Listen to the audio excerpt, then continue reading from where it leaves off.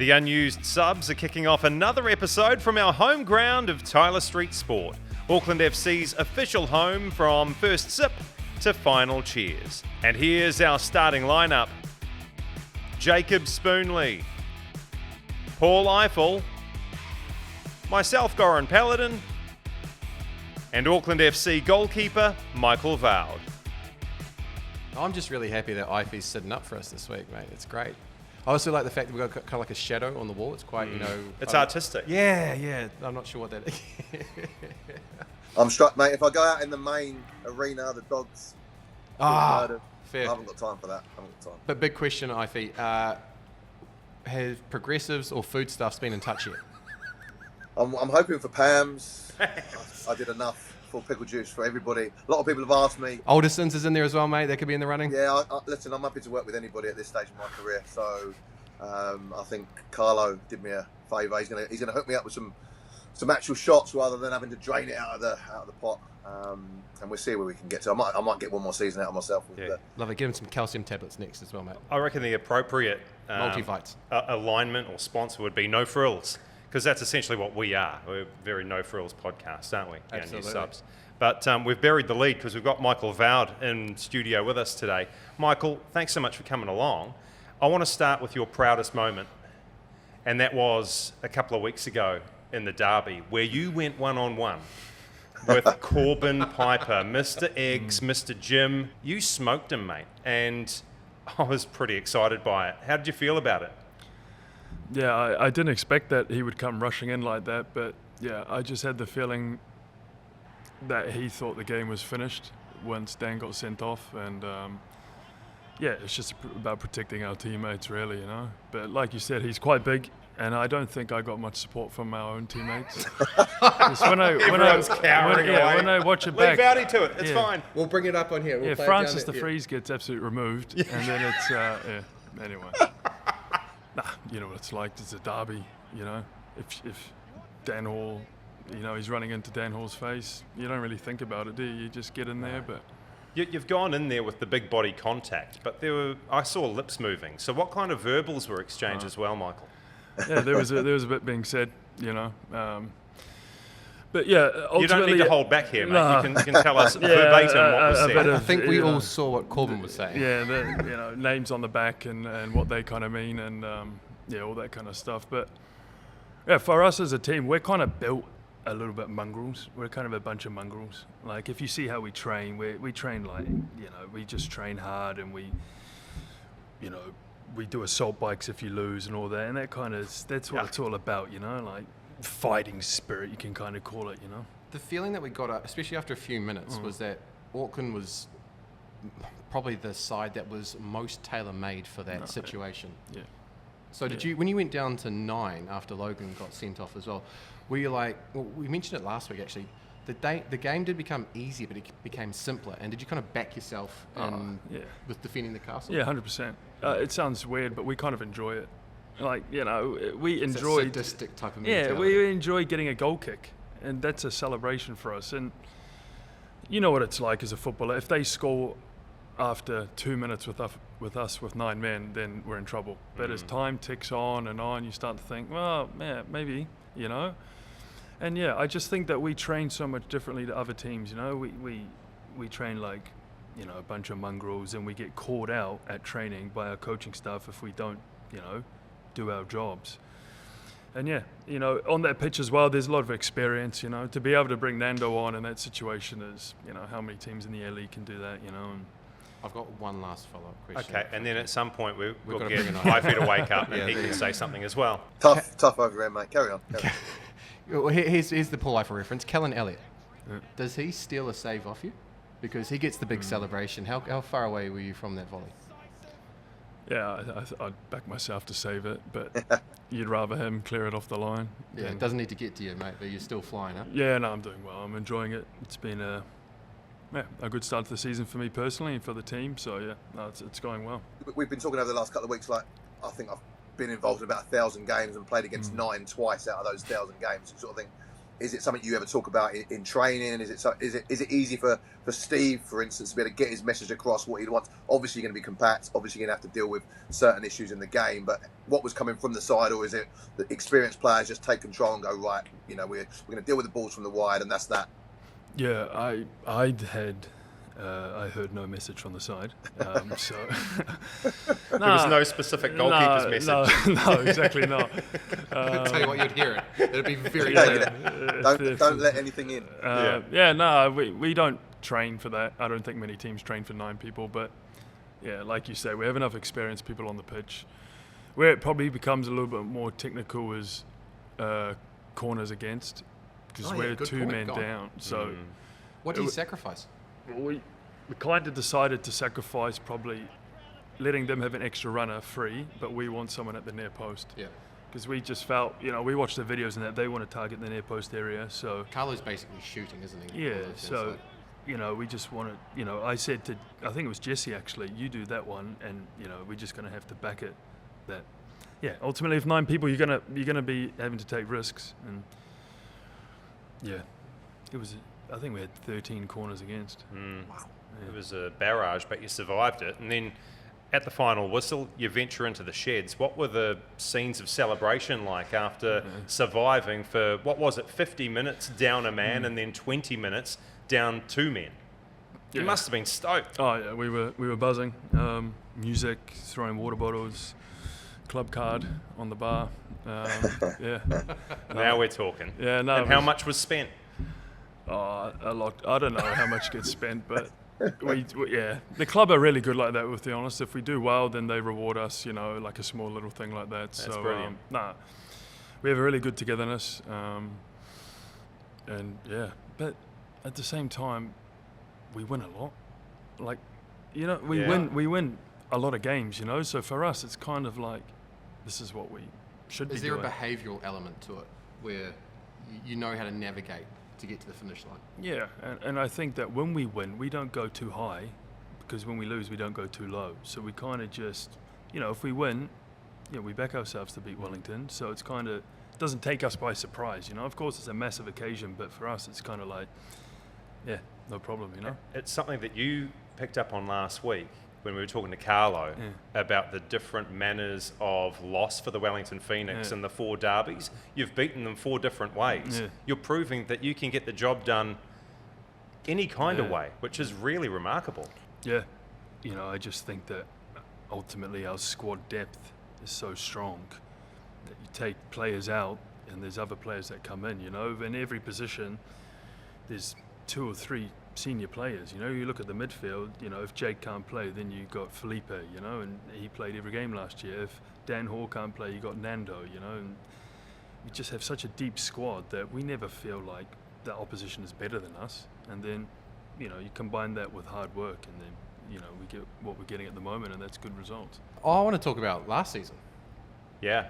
I mean, that would have been difficult from the kind of roller coaster of being one of the first signings to then, and I mean this as a really big compliment, there was never anything out of the goalkeeping department, which I think is a sign of a respectful, tight-knit unit.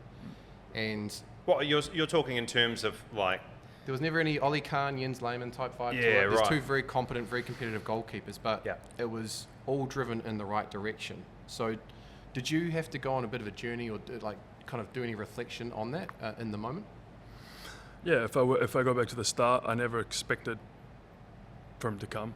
I knew pretty early on that there could be a chance because of the multi-club situation. But no, I didn't expect it. Then Terry rang me one day and said, out of respect, I'll just let you know AP signing tomorrow. It's like, okay. And then, he came in, and I'll be honest, the first week I still thought, I can be better than him here, right? And, pushed him a lot. Mate, though, to be fair. But then I started to realise that maybe things were going to go down where he'd be number 1. And then it was just about me accepting it and accepting that. I think Goldie, told me quite well that you're a professional footballer, you get paid decent money. You don't have to work the whole day stacking shelves or something. Life could be a lot worse, So I accepted it, and then I realised, well, ultimately he's a pretty good goalkeeper. And, you know, if someone's good... He's not bad. You know, if someone's good and they're doing well, it's pretty hard to turn around and be like... I know what you mean, You know, like... All the sometimes arguments in makes your it head start easier, you going know? away a little Yeah, bit. sometimes it makes it easier because when you know you're better than the guy playing, then it boils you up. But when the guy's playing and doing so good, then, you know, you respect that. And I always knew he'd only be there for 1 year. So coming to, like, you know, not causing a problem, I knew that if I trained well and, you know, if I was given the opportunity, which I didn't because he never got injured and he played really well, then I would be there ready for, you know, this season. Because I knew if I threw the toys out the fucking pram and I decided that I didn't want to train hard because I'm not going to play, well, then I wouldn't have played this season. And yeah, and AP's a really good guy. I felt like I was helping him with stuff, you know, like, you know, I made the mistake at Melbourne City away, and I just remember saying, it doesn't matter, man, you know, this is football. And no, we had a great relationship. We had a really enjoyable year. Of course, football's tough, and I would have wanted to play more, but it's so's life, yeah. Was that helpful having the finish line there, though? Because, as you say, it was highly unlikely that AP was going to stay beyond the season. So you thought, all right, cool. Not hibernation necessarily, Woudy, but, you know, you got a discrete kind of period where once you're at the other end of that, then you can... Yeah, if he'd signed 5 years, I was in trouble. I was in big trouble. But, no, the 1 year, yeah. And then I just had to make sure he didn't come back. But I think I've said that in That sounds very ominous, by the way. Yeah, if he came back, you know, it would have been tough. Just one from me, mate. Just thinking back over my career, I had times where there was a clear goalkeepers union, and it was all geared up to the guy who's playing and the support from the 2 and 3. And then there was times in my career where there was just a complete clash where you know they were so close, and you could almost see that this year with yourself and Ollie. Like, you've got 2 senior experienced goalkeepers, and I'm not asking how you're getting on now, but have you had it in your career before where it's clearly really tight and that union kind of goes out the window? Yeah, I've had that in Europe before. I think, you know, as well, Europe's kind of a different beast, you know. You know, I had that, and it's not enjoyable because it's just you kill me, I kill you. And then you get stuff like in warm-ups. Yes. Obviously the other goalkeeper warms up the other goalkeeper with the goalkeeper coach, but you start hitting knuckleballs and trying to, you know, break fingers. The volleys suddenly get real, and it's all done, you know, because of, you know, and then the crosses are just stood up, aren't they? There's nothing to them, no rhythm. And then, you know, you get people that number 1 make a mistake, the number 2 will go to the gaffer's office. Come on, then. Now what? Now what? You've cost the team. Well, it's my turn. I think the worst I've seen, and it was actually in the Eredivisie, was the goalkeeper made a mistake, and then they cut to the bench, and you could see the reserve keeper just whispering in the gaffer's ear, and that's just toxic. That's I don't think, and to your point, I don't think anyone benefits out the back of that, do they? No. Like you yourself, you almost start to resent yourself in certain And areas. also sometimes it does come down to the coach. If the coach doesn't make it clear, you're number 1, you're number 2, well, then you start to get a little bit of, like I think Arteta, he's done it for. Well, some coaches, they want to chop and change goalkeepers every few weeks. You're talking about when Raya came in and Ramsdale was kind of like that environment, phased out. that would have been I didn't tough, agree with that as you know. well.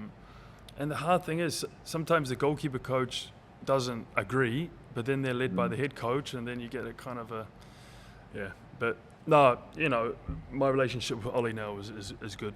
Ultimately, he respects that I'm number 1, like I did with AP, and then, you know, he's enjoying being in Auckland, and we train well together, and, you know, it's also Goldie wouldn't stand for it. No. Like, so, if there was an inch of that, you know. So there was a conversation, obviously, with yourself and Terry when AP was signed.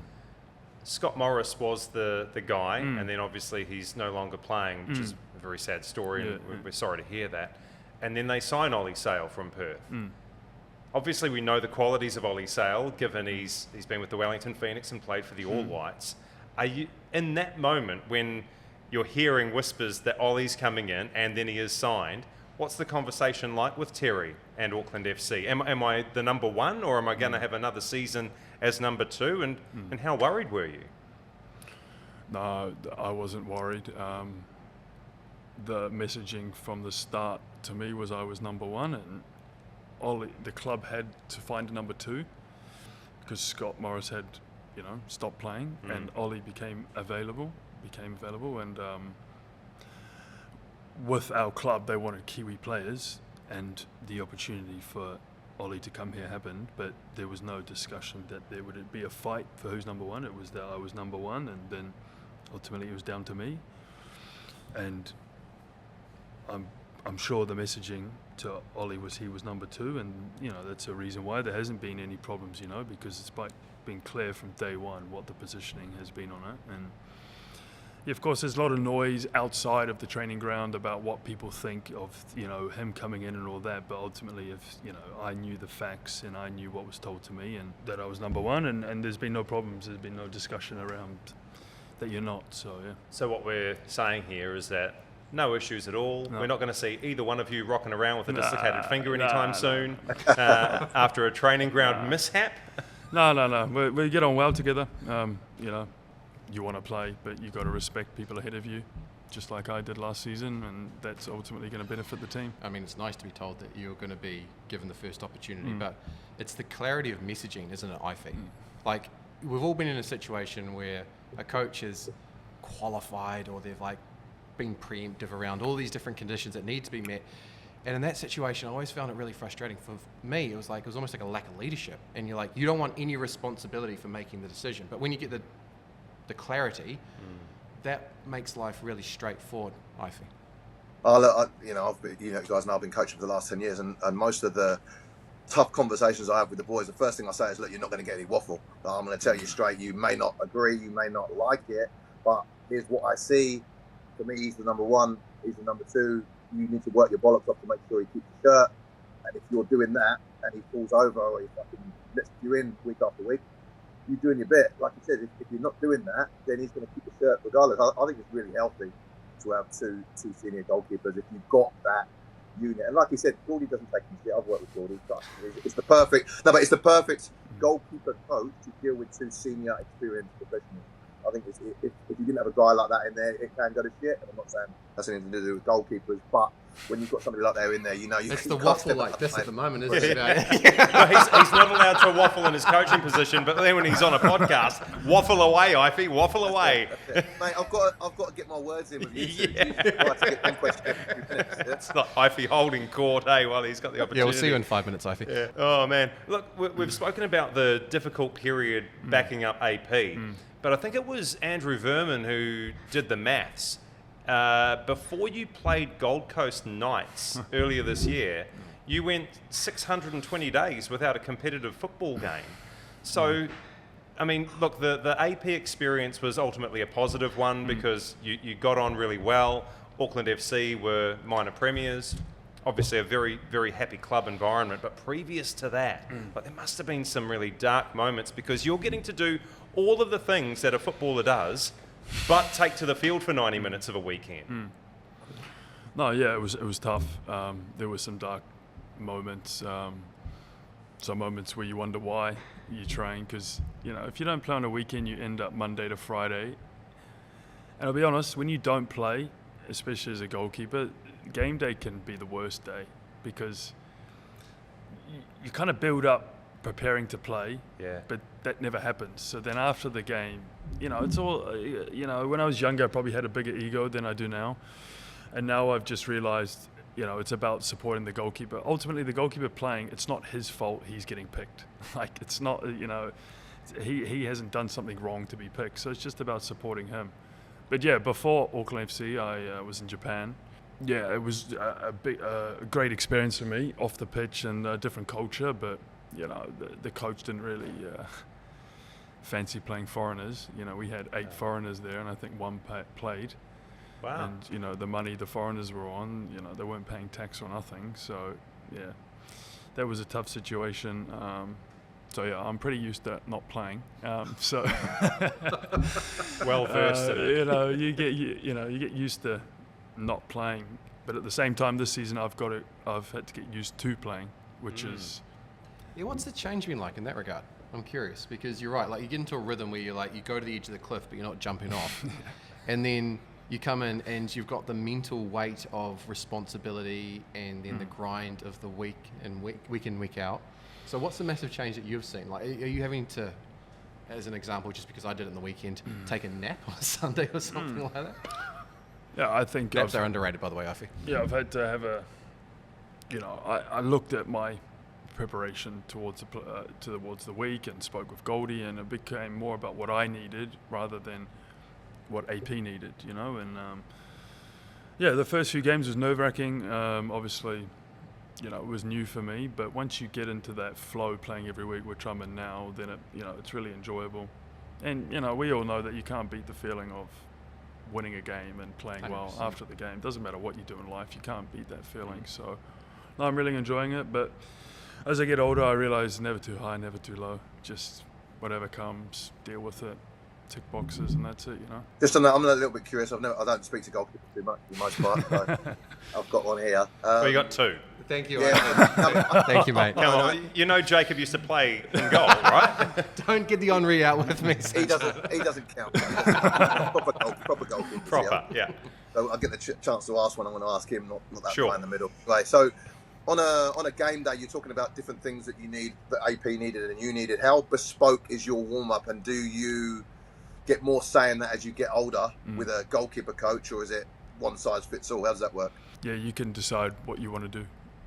As the goalkeeper playing, whatever you want to do, you can decide. And for me, it's also in the warm-up. We don't have a set amount of reps.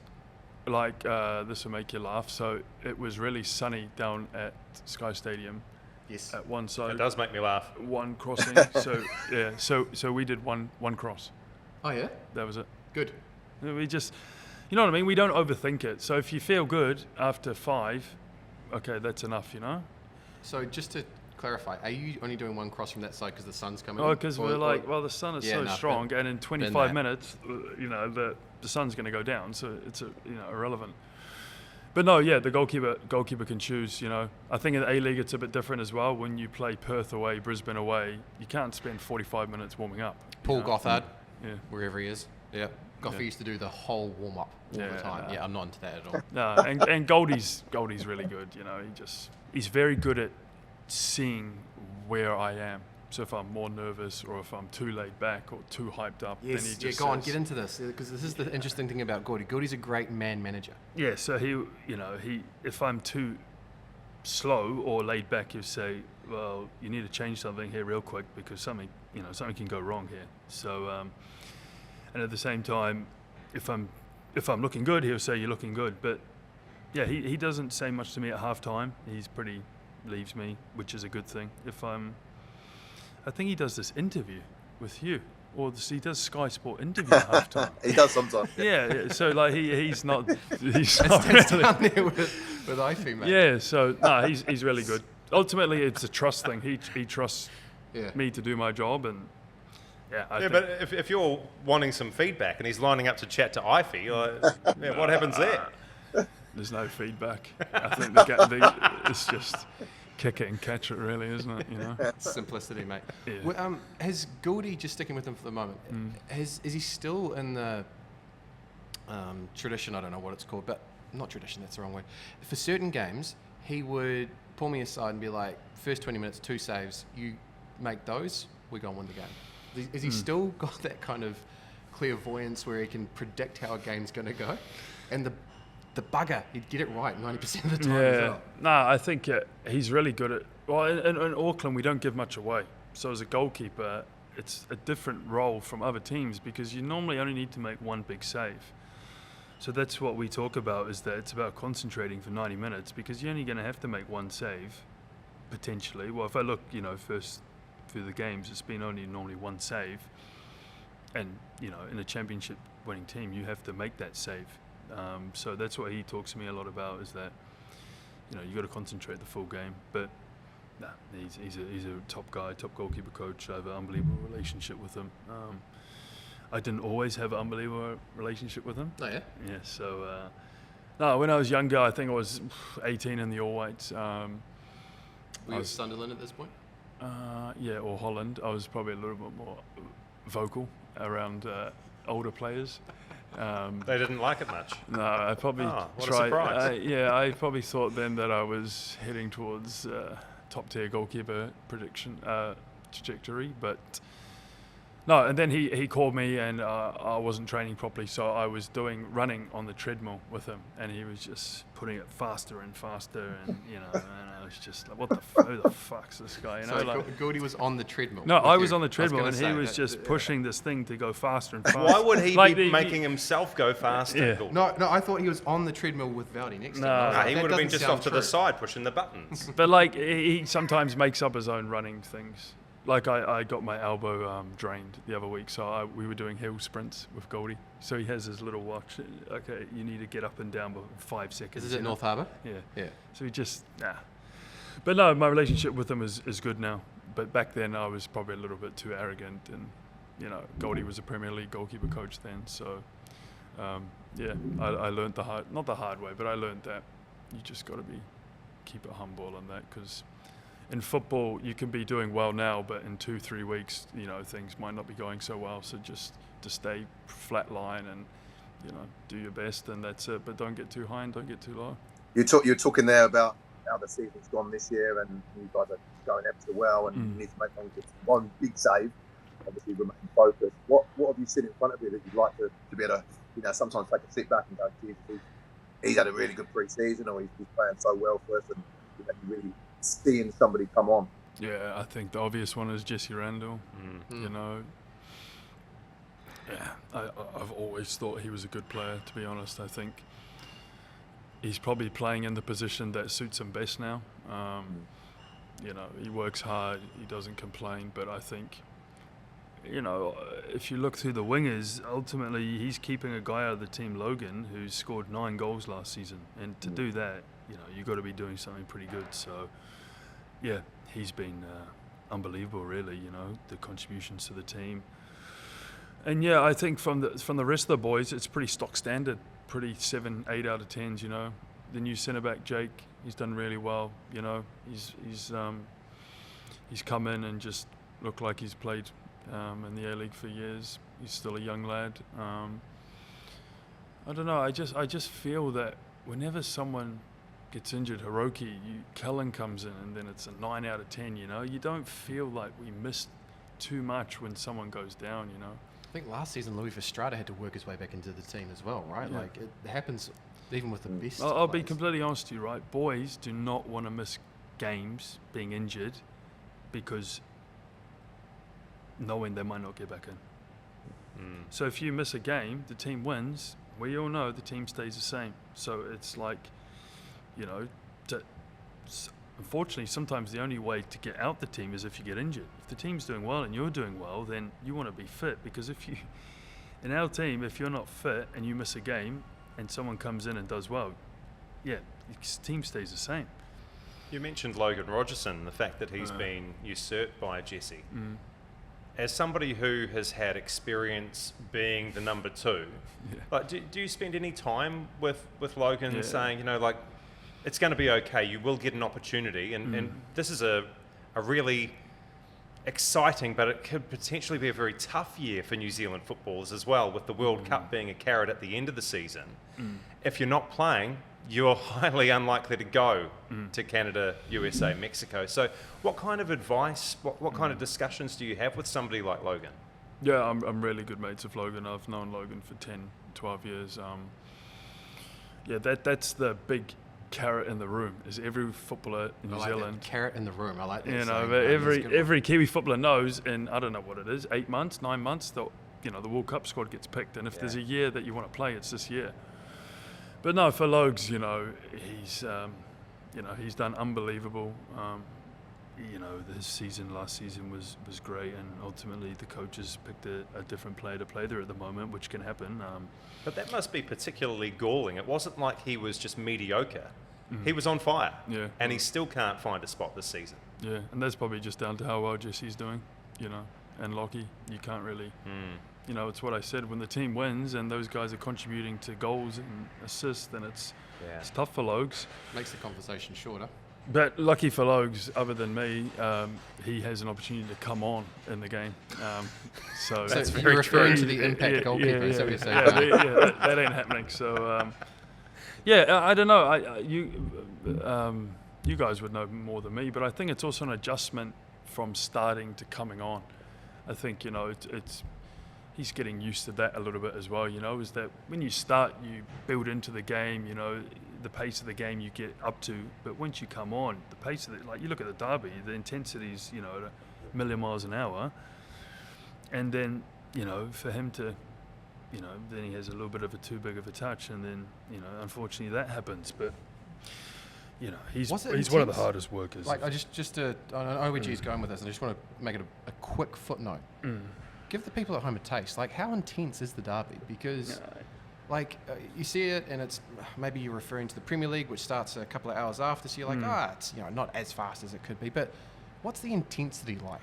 Yeah, it's high. It looks slow. I know, because I, again, sat on the bench for 28 games. But you do get quite a good picture. No, but you know what it's like when you watch a football game. Why is he not past it there? Like, he's on, come on, it can't be that. But when you're in the heat of it, there's a lot going on. And then you throw some red cards together and a bit of fighting and, you know, a bit of, you know, talking and all that. It is intense. But you love it, and that's why you play football, you know. You don't play football to play in front of 50 people, you know, and the derby's the best game of the season, you know. And I personally, I quite like going down to Wellington, being a villain, you could call. It's, you know, it's a cool experience. It's, you know, it's intense, but at the same time, it makes you a better footballer because you're playing in those intense moments where it actually means something, you know. Your pathway back to the All Whites is looking a lot clearer than it has for quite some time. And it's kind of strange. It's 2 years to the day since you last played for the All Whites. I think your sixth and last cap was against Greece in that 2-0 defeat. And so now that you're getting regular starts and you're performing well, and Darren Bazley's not far away, you know, like he probably pops in and sees the odd Auckland FC performance at Mount Smart Stadium. Do you feel like that pathway has become a lot more obvious for a World Cup spot for you? Potentially. Potentially. I'm not sure how close or how far away I am. Of course, I want to, you know, be involved in that, but it's not something that I think I'm that worried about, if I'm honest, you know, because I first need to play well and do that, and then if the opportunity comes, brilliant, and if not, then just knowing that I've done the best I can is all that really matters for me, you know.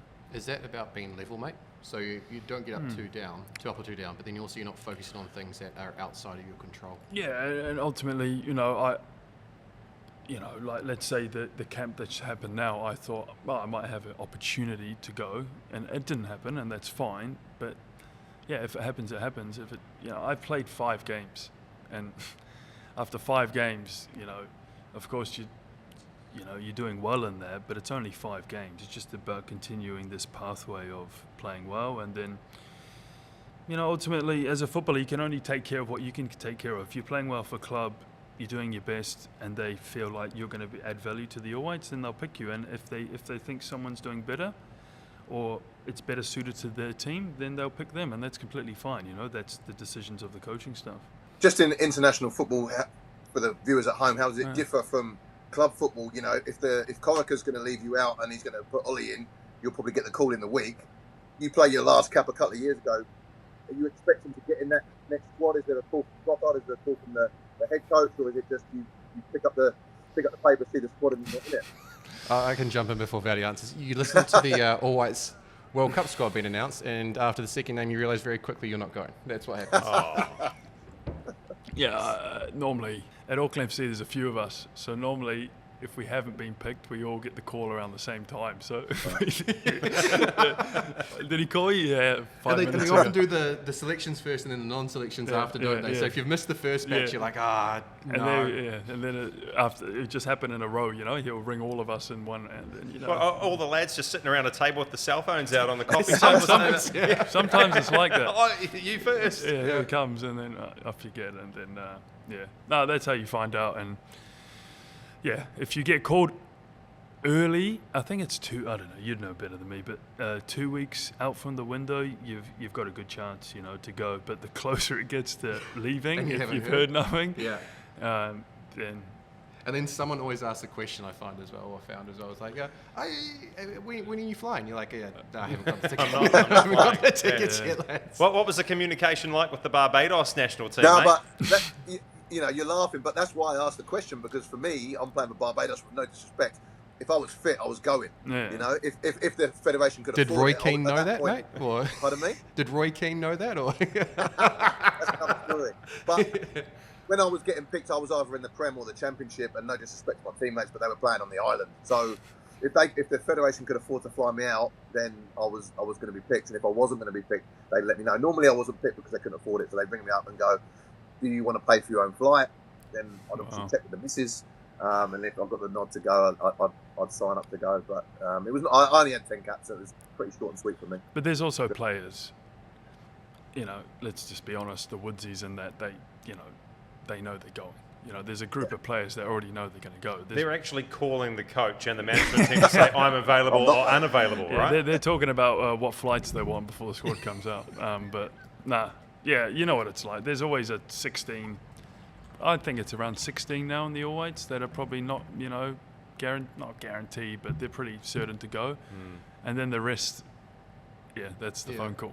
Yeah, I think Voudy's point's right. Like, I think there's those that if they're doing well, they'll have a certain degree of certainty about it. And then there are other players, to Voudy's point, which like you're building your case. Yeah. So there's different groups of players and there's different levels of anxiety heading into a window. When your case had been built previously, I'm talking about the appearances for the All Whites, there were a number, and the Ollie Whites, there were a number of games there where there were mistakes or errors that led to goals, led to defeats.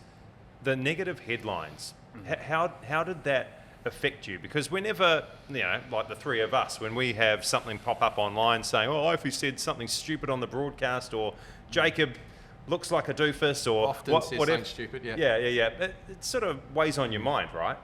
So when you see articles written about your performances for the All Whites, how did that affect you mentally, personally, and how do you get over it? Yeah, I think it affects you 100%. That headline's there because they feel that way. But, as I got older, if you strip it back, how many times are those guys played as a goalkeeper? So why is it classed as a mistake? But it's classed as a mistake in their eyes.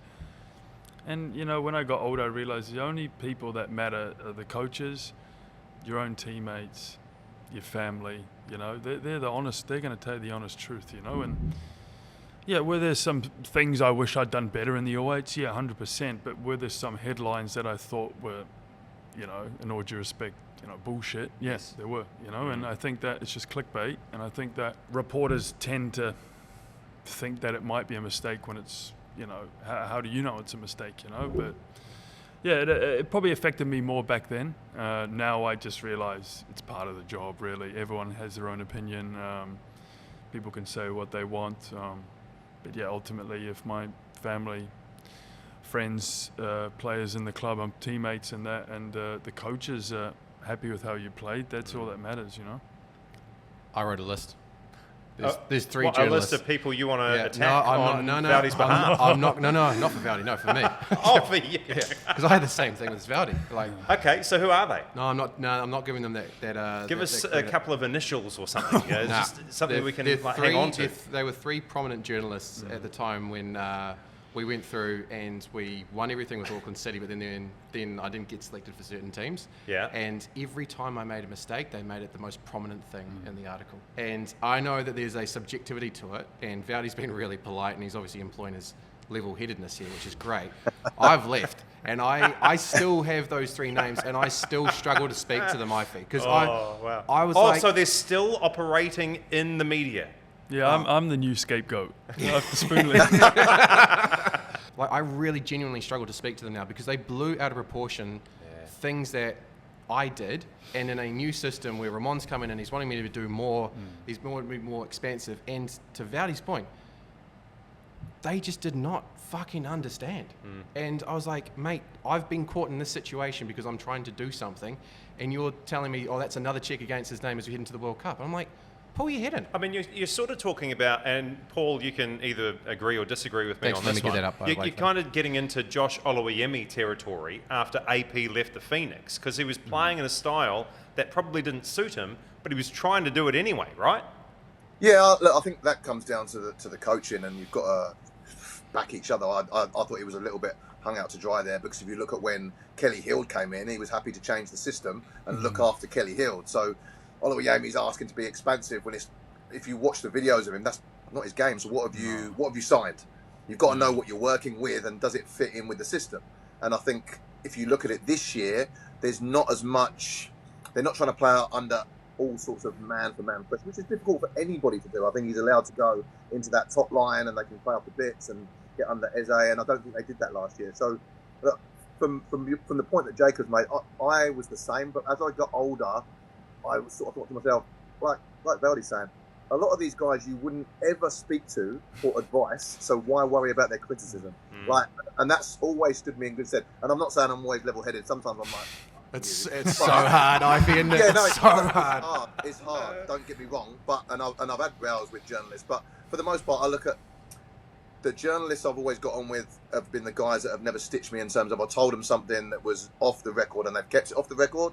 There's guys that have criticised me for mistakes, but for the most part, they come back and go, maybe I was a little bit, over the top there. And listen, I can deal with that. We all make mistakes. I don't mind that side of it. But I think when it gets personal, like you said, and it seems like there's a vendetta, I get why you can go that way. But like Woudy said, for the most part, none of them have kicked a football downhill. So they've got no idea what it takes to play at that level. So it's, you've got to... And how do you know that? Just to look at them, Ivy? Yeah, you can. Yes, 100%. 100%. I've told this story before, but I'll really keep this one short. All right, Mr. Waffle. Go on. This still goes. The worst trialist ever at the Phoenix, I brought him in on a recommendation. Thank fuck for that. I thought that was going somewhere else. And when I picked him up from the airport, I rang my wife and I said, "Oh God, I'm in trouble here. This guy cannot play football." And she went, "What are you?" I said, "I can tell by the way he walks." There's no way. I said, "Babe, I've been around football long enough. This guy cannot play football." And if you ask anybody who was there with me at the time, they'll know exactly how the trial. So how did he walk, mate? I'm very interested in this. Was he sashaying down the? No, but it was just unathletic. Shoulders. Was this the one from Bayern Munich? No confidence. Woudy can back this up. If Woudy speaks to Goaldy, Goaldy was at the training session. Goaldy had to tell him to leave the session, and he sent him up to Hawke's Bay. I promise you. True story. Oh, that's a confidence killer. You didn't even get to see out the session. Didn't get this, mate. Unreal. Awful. Terrible game, unfortunately. But it's interesting when you talk about, it's actually something I spoke to Goldie about, is that actually the pressure of playing after AP. It's not easy. Right. It's that this is not an easy thing to do. So Ify, just to set this up, Ify has talked about AP being so proficient with the ball at his feet, and then Josh, maybe that might not be his game, and it's not necessarily the proficiency with the ball at the feet. You just might want to do different things. So you've had a similar experience, right? No, but the expectation from fans, journalists, coaches, from a guy who's, in my opinion, the best goalkeeper in New Zealand by a mile, right? I worked with him every day. I think he's miles ahead of everyone else. And so the expectation of him leaving and then you coming in was that you do what he does. And when you don't do that, or you don't do it to the level he did, then all of a sudden it's like, well, he's not that good. But no, you just had a guy in there that was unbelievable. And, it's like, the Wellington Phoenix, the goalkeeper there, it's tough for him. Now, in all due respect, they've got over playing out, but now he needs to sweep 40 metres of the pitch. Yeah. Like I tell you now, as a goalkeeper, you don't want to be doing that. Like, when they're warming up, so we can't warm up, their goalkeeper coach is pinging balls from halfway, and he's coming out and headering it in the warm-up. And I'm thinking, you don't want to do that. It's Have you been there before, Spoon? No, but it's uncomfortable to. Well, Ernie so Merrick much space, man. Ernie Merrick employed a very high line at once, but Woudy, talk to what is the pressure here? Because I think this is a cool part for people at home, because you have to make the decision so fast, and to your point, it's a decision that has consequences 30 metres down the road. Yeah. So Heidelberg, there you go. Heidelberg? Yeah, I came out. In the Australia Cup this year, I came out, I got it wrong. We conceded, we lost. Yeah, that's the consequence. It's like a car crash, though, right? Because you, Yeah. you know when you haven't made the right decision, but then you have to. You're already in. You've got to Oh, commit. I can through. tell you it's the worst feeling because you get there and you realise, no, I'm 5 meters off it here, and then you just. How can I mitigate this? Yeah, well, then stuff that goes ahead of, do I get sent off or do I let him score? And but no, but mistakes that's a real happen. decision, yeah, though, yeah, right? mistakes happen. But for him down there, there's an obvious plan that's what the gaffer wants. But what he's got to deal with, I think, is real tough. Because no two balls the same over the top. It's windy, right? And people laugh, but it changes the trajectory of the ball. The wind isn't consistent No, either. is the pitch dry or wet? If the pitch is wet after they spray it, it's going to skid through. When it's dry, it's going to stop. And yeah, what you say, if you get it wrong once, It's it's a a goal. recovering defender. If you get it wrong once, it's a goal or you're getting sent off. And at the same time, if you stay and they score, then the gaffer goes, well, your job's to be a sweeper. So there's a lot to... Yeah, I wouldn't feel comfortable doing that. But you're very comfortable with the system that Auckland FC Oh, employs. yeah, Yeah, great you'd much system. rather that than the Wellington Phoenix. Perfect. But that's what you want. To wrap things up, Woudy, the second derby of the new season is upcoming. Yeah. It'll be the first derby you play in at home in front of the Port. Yeah. How are the levels of excitement for December 6 for you personally? Yeah, massive. Obviously coming off that result against Wellington the first round, to play in front of friends, family, the Port is going to be an amazing experience. Obviously, I experienced it last year on the bench, but for this year to be able to play and enjoy it, I just want to do my best to help the team and make it 5 from 5, really, and see how long we can keep the streak going for. Because you've played in front of the Port now. Right, but to think that you're going to have that experience in the derby, and you've sat on the subs bench before, you've seen that environment at Go Media Stadium, Mount Smart, and then to be thrust into it, geez, man, what an opportunity! No, it'd be amazing. And in derbies, the noise goes up another 10%, the intensity goes up, the tackles, The anxiety is all the feeling. Yeah, in the we were crowd. talking about as a goalkeeper is that you need to find a way to get into the game. But when it's a derby, I think it's the same as a player. You don't need to find a way because it's a derby. Adrenaline's, you already have heaps of adrenaline because it's a derby. Yeah, exciting. Can you make it 5-0?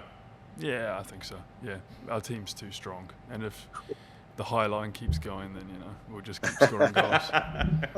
Hearing from Chiefy, that's not changing. So expect the same. Yeah, I just feel for some of those players. It's so, I just look at it and I think, as much as the coach does it, and you've got to respect the coach ultimately, it's a all or nothing system, isn't it, And, yeah, I just can't imagine being a defender after conceding after 28 seconds that way, and then knowing you've got to spend another 94 minutes trying to do that.